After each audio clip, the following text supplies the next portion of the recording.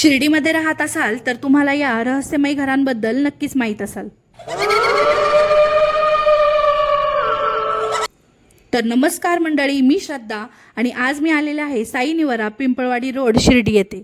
एवढे सुंदर बंगलो, एवढे सुंदर घरांचे बांधकाम, मग इथे राहणारे लोक अचानक या घरांना सोडून का गेले बरं?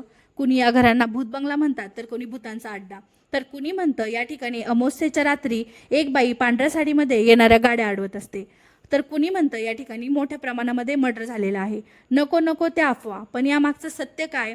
का बरं एवढी सुंदर घरं धूळखात पडलेली आहे? इथे असलेल्या जिमपासून तर रो हाऊस आणि असलेले स्वतंत्र बंगले सगळं काही फोडण्यात आलेलं आहे आणि मोठ्या प्रमाणामध्ये नुकसान करण्यात आलेलं आहे। या भीतीने लोक त्यांच्या चारचाकी गाड्या आणि घरातले भांडी आणि सगळ्या असलेल्या वस्तू इथे सोडून गेले। त्यामागचं कारण असं, कारण प्रत्येकाला शांतता आणि निसर्गरम्य वातावरण आवडतं। तसंच काही इथे होतं म्हणून लोकांनी इथे जागा घेऊन मोठ्या प्रमाणामध्ये घरांचे बांधकाम केले आणि इथं राहण्यासाठी स्थायिक झाले। राहणारे लोक कोणीही सामान्य नव्हते, तर सगळेच अगदी व्यावसायिक आणि पैशावाले लोक।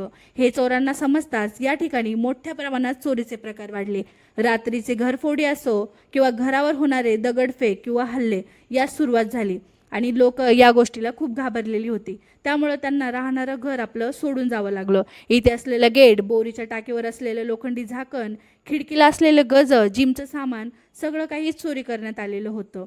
आणि त्यानंतर आमचा इथे फोटोशूटसुद्धा झालेला होता। बऱ्याच वर्षापूर्वीचा इथे फोटोसुद्धा आहे, तो सुद्धा मी ॲड केलेला आहे।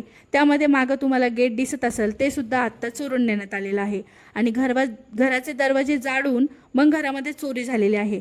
तर तुम्ही सुद्धा अफवांना बळी पडू नका। इथे भूताचा कुठलाही प्रकार घडलेला नाही आहे आणि आत्ता ही जागा फोटोशूटसाठी वापरण्यात येते। धन्यवाद।